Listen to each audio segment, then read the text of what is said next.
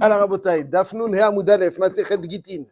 La question que l'on poserait est la suivante. Quelqu'un qui a volé une branche et qui l'a transformée en loulav. Il y a dans des endroits d'Eretz Israël des merveilleux palmiers desquels on va prendre des loulavim.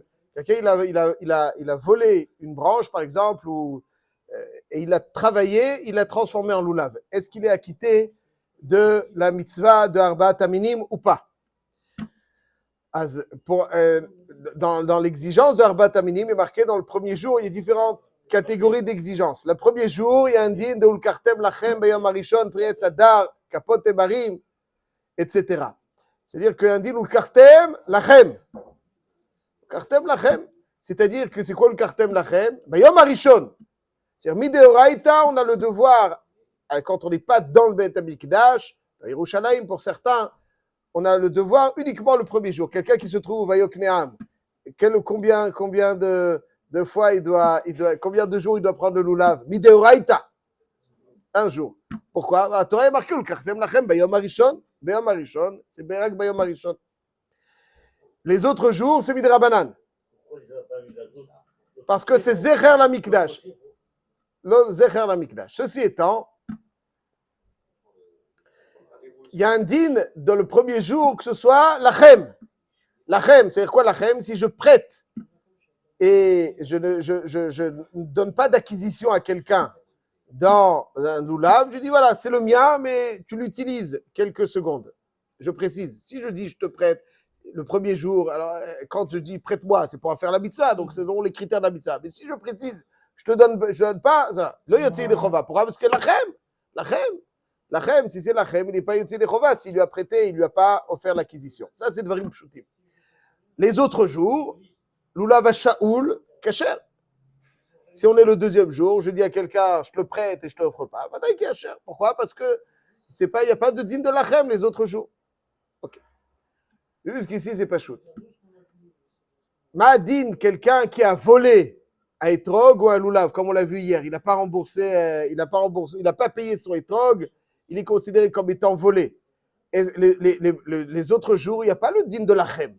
Le premier jour, il y a un lachem, quelque chose de volé n'est pas au voleur. Mais les autres jours, il n'y a pas un din de lachem. Donc si les autres jours, il n'y a pas un din de lachem, est-ce qu'il y a des chova ou pas? C'est volé. Alors il y a un nouveau concept qui entre en jeu, c'est ce qu'on appelle mitzvah haba'a be'avera. Mitzvah haba'a be'avera. Mitzvah haba'a be'avera, ça veut dire qu'on ne peut pas faire une mitzvah sur un objet qui est considéré volé. Mais le yotzi de chova, il n'y a pas de mitzvah haba'a be'avera, on n'est pas yotzi. C'est une gemara dans Masechet Sukkah daf lamed amud aleph. Et Rabbi Yochanan Shmuel, là la chaylik, qu'à partir du moment où quelqu'un a volé, il n'y a pas de dit de lachem. C'est autre chose, il y a un autre psoul. Gazoul, c'est un objet souillé. Pourquoi est-il souillé? Parce qu'il est volé. Non, il n'y a pas dans le chauffard, parce que la mitzvah elle est avec le col, pas avec le chauffard. Mais un objet souillé, l'objet de la mitzvah du chauffard, ce n'est pas le chauffard, c'est le son du chauffard. C'est l'objet de la mitzvah. Le son du chauffard, il n'est pas volé. Mais lorsque l'objet, c'est un etrog, un loulav, etc., à partir du moment où il est volé, c'est un objet souillé, impropre à la mitzvah. De la même manière, quelqu'un qui vole de la matzah, quelqu'un, il n'a pas payé ses matzot. Son fournisseur, il l'a appelé sans arrêt, paye-moi. Zilzel. Ah, il faut voir.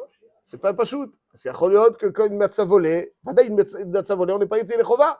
Un loulav volé, on n'est pas yotzi de chova. Un objet de mitzvah, s'il est souillé par du vol, on ne peut pas à faire la mitzvah. Ça, c'est marqué dans Masechet Sukkah, Daf Lamed Amud Aleph. Voilà, maintenant. Et là, on arrive. Ça, jusqu'ici, c'est Dvarim Brourim. Seider, voilà, c'est Dvarim Brourim jusqu'ici. Dvarim Brourim. La question qu'on se pose est maintenant, il a volé. Mais comme vous le savez, un voleur, il a un double devoir. Celui de restituer l'objet ou de payer sa valeur.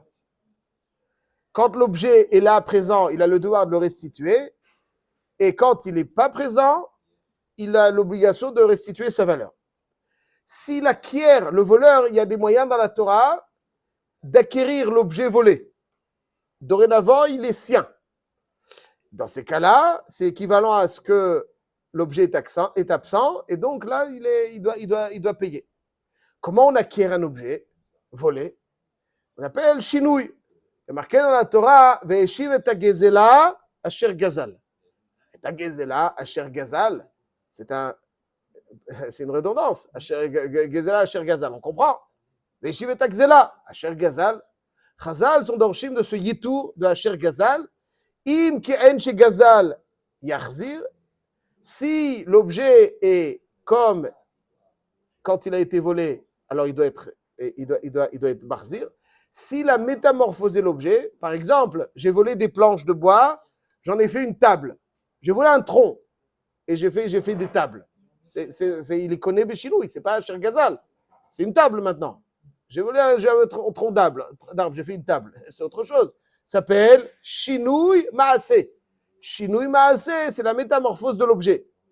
La Torah n'exige pas du voleur qu'il restitue l'objet s'il l'a métamorphosé. Faisons bien attention. Il y a d'ailleurs dans cette Mishnah, j'ouvre une petite parenthèse, il y a ce qu'on appelle Takanat Marish. C'est pas ça dont il s'agit. Takanat Marish, c'est quelqu'un qui a volé une poutre et qui l'a fixée telle qu'elle dans sa bâtisse.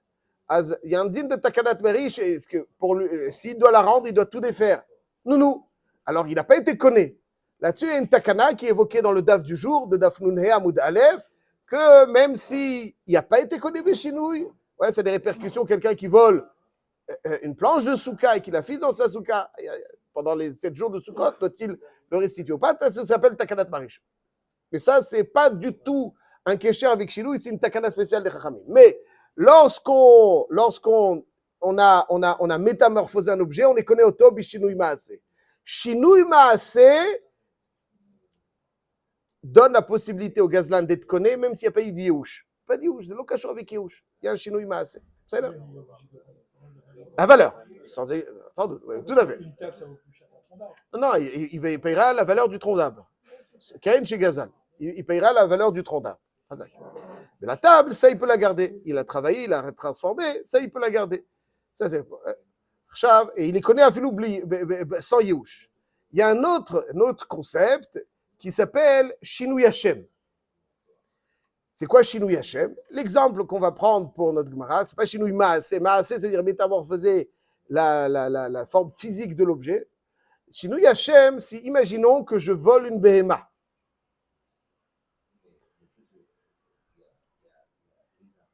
Et qu'il y a un Yehush, disons, il y a un Yehush, et il est Makdish Ota. Il est Makdish la behema. Est-ce que c'est Chal? Il y a marqué dans la Torah, normalement, je ne peux pas être Makdish. Ma beito birshuto, avkol birshuto, je ne peux pas être Makdish. Aval, il y a certains cas dans lesquels le Ekdesh sera Chal, parce que c'est Shinui Hashem. Avant, il était Choulin, maintenant, il est Ekdesh, ça s'appelle Shinui Hashem. On va voir. Mais normalement, je ne peux pas être Makdish. Comment c'est Chal Bichlal? On y revient tout de suite. En tout cas, ça, c'est donc le Shinui Hashem, Shinui Maaseh. Shinui Maaseh, c'est quoi? C'est la métamorphose de l'objet. Shinui Hashem, c'est l'appellation de l'objet qui est différente. Tout ça, c'est connu sans Yehush.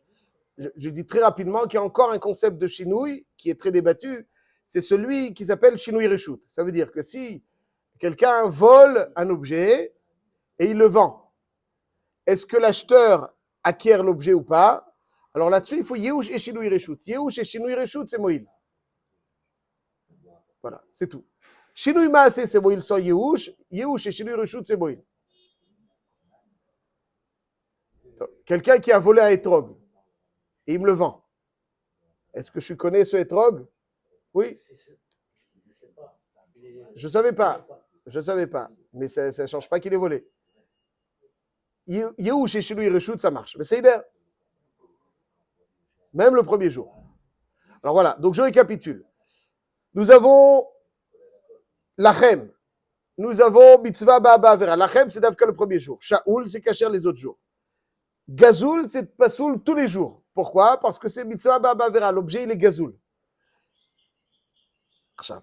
Quand j'ai été connu quelque chose, Beshinui Maaseh, c'est-à-dire, pour reprendre l'exemple de tout à l'heure, j'ai pris un loulav, je l'ai transformé, une branche, je l'ai transformé en loulav, J'ai métamorphosé comme un tronc, j'ai transformé en table. J'ai pris une branche, j'ai transformé en loulav. Je suis conné ou pas? Oui. Pourquoi je suis conné? Parce que ça s'appelle Shinui Maase. Nous sommes d'accord. Est-ce que je suis Yotze Yedei Chova avec ce loulav? Ou bien, étant donné qu'il m'est parvenu à cause d'un vol, alors ça s'appelle Mitzvah Ba'avera. Réponse, je la donne tout de suite, et on va le prouver de la Gemara dans ma Sechet Gitin du Daf du jour. À partir du moment où j'ai été conné auto Beshinouï, le din est que c'est plus Mitzvah Ba'avera. Parce que pour qu'un objet soit considéré Mitzvah Ba'avera, il faut qu'il ait un Shem Gazoul. Et à partir du moment où j'ai acquis l'objet, il n'y a plus Mitzvah Ba'avera. Plus Mitzvah Ba'avera.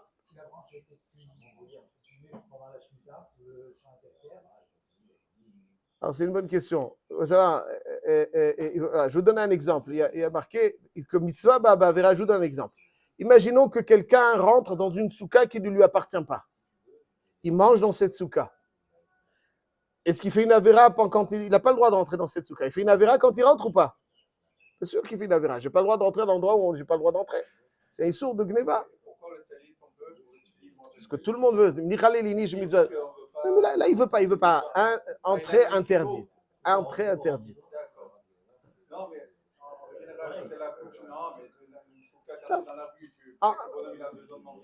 Entrée interdite, sans équivoque.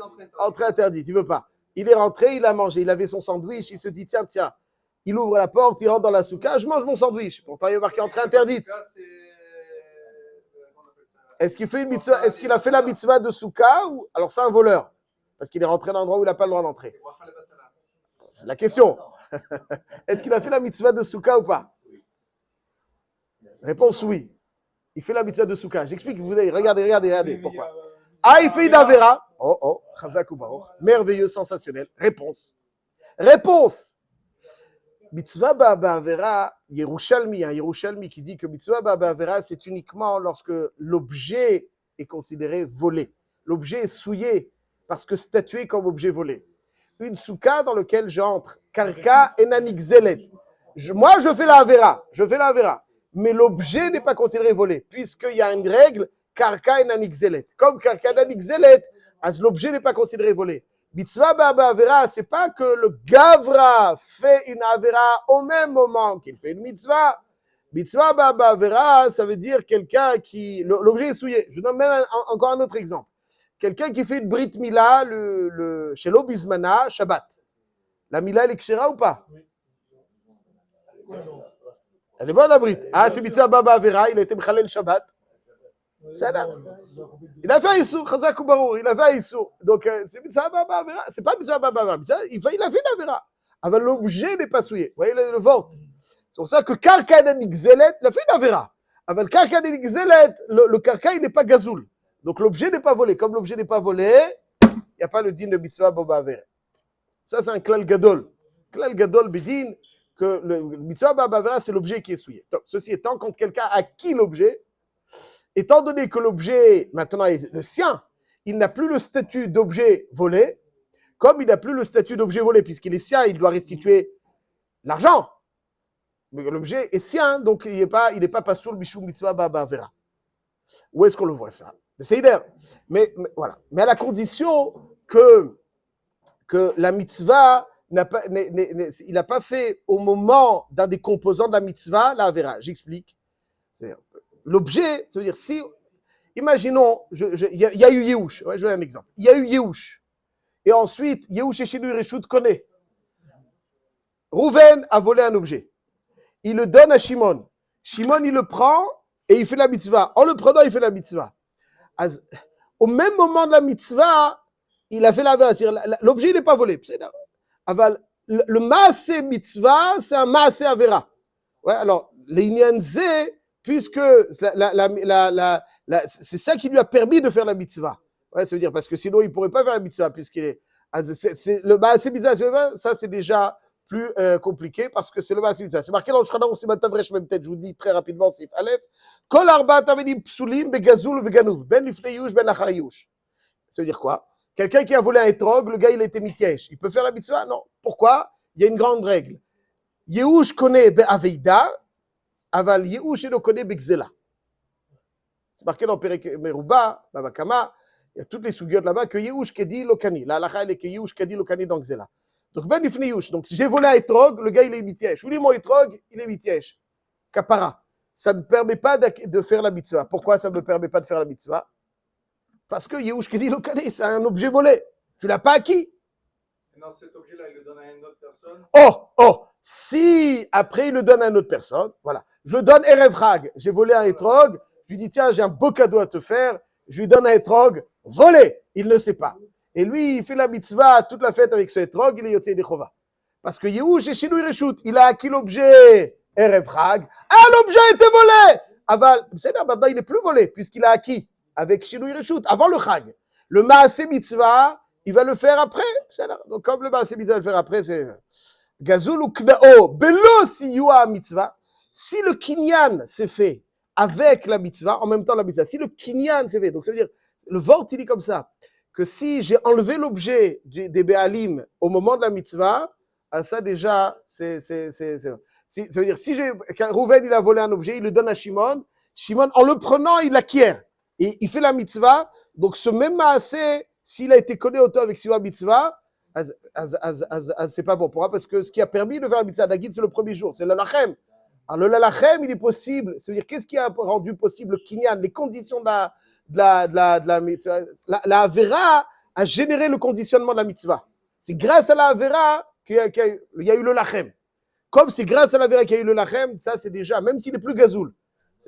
Si la avera a généré la mitzvah, vous voyez ce que je veux dire? C'est-à-dire que, j'ai été connu, le même maasé, l'action qui génère la avera, j'ai été connu, et en même temps je fais la mitzvah, ça c'est déjà plus compliqué. Donc, ça c'est le klal. Et c'est pour ça que je reviens à notre question, et on va tout de suite voir comment il est marqué dans la Gemara. Quelqu'un qui vole une branche, il travaille le loulav, il connaît Otobeshinu Maasé, comme il était connu Otobeshinu Maasé, Erev Chag, il est plus gazoul. Comme il est plus gazoul, Yotzim Bo Yedechova. Donc, mitzvah ba'abera, il faut se souvenir, c'est dans le cas quand l'objet a un statut de gazoul. Mais s'il n'a pas un statut de gazoul, Yotzim Yedechova. D'où on fait ça? Marqué dans la Mishnah, dans la Mishnah, dans Gitin Nunhe. Eid Rabbi Yochanan ben Gudela. Quelqu'un, il a volé une BMA et il a été makdish ota. Khatat. Il a fait Chilul Shabbat. Il doit amener un korban khatat. C'est un radin. Qu'est-ce qu'il fait? Il va voler. Bossifret al pesha. Il va voler une bête. Il est makdish ota en tant que khatat. Et après, il apporte au Beth Amikdash, Shamnu, Bagadnu, il fait vidouille sur le khatat, voilà, gazolnu, et puis il amène le korban khatat, gzula. Le gars, il a fait youch. Il a volé il y a une semaine, il a fait youch. Baïkaron, le korban, il est 0. Est-ce qu'il est kadosh? Il n'est pas kadosh.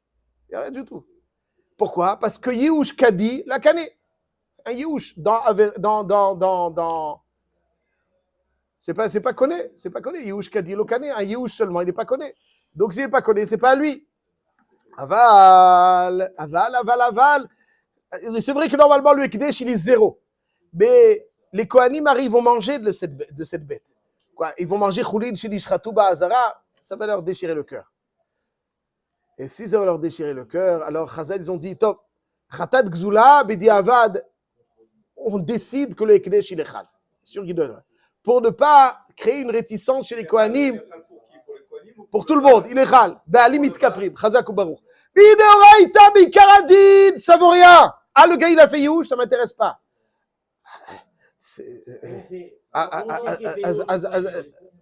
On sait. Vous ne faites jamais Youch, mais il y en a qui font Youch.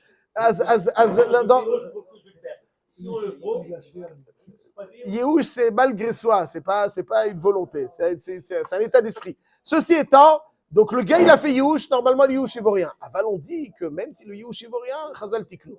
Ok. Mashma de cette Gemara, donc ça veut dire Beikar le Kdesh il vaut rien, mais là, Mashma de cette Gemara, que si le Yehush avait été Moïl, alors ça c'est Beikar Adin bon. Pourquoi c'est pas Mitzvah Ba'avera? Si le Yehush avait été connu, ça c'est Beikar Adin bon. Pourquoi? Parce que étant donné que j'étais connu Yehush, il n'y a plus Mitzvah Ba'avera puisque l'objet n'est plus volé. Ça, c'est le yesod. Donc, on voit d'ici un grand yesod, que pour que quelque chose soit appelé mitzvah ba'avera, il faut que l'objet soit appelé volé. Et donc, si j'ai fait un shinui ma'aseh dans un lulav, l'objet, étant donné que j'ai été connu, il n'est plus considéré volé, il n'y a plus mitzvah ba'avera. Le seul cas de mitzvah ba'avera, c'est d'Avka le deuxième jour, ouais, parce que le premier jour, de toutes les façons, s'il est volé, c'est pas la chem, et le deuxième jour, que je n'ai pas été connu auto, comme je n'ai pas été connu auto, il est gazoul, donc l'objet volé ne peut pas. Mais si j'ai été connu auto au préalable, il est plus gazoul. Comme il est plus gazoul, il n'y a plus une souillure dans l'objet, et donc même si jadis, je me le suis procuré par une avera, mais pas au moment de l'accomplissement de la mitzvah, donc l'acte n'a pas fait que je suis connu auto, là-dessus, je suis yotse, et ça, c'est ce qui me fourrage dans cette souga. Hazak Baruch.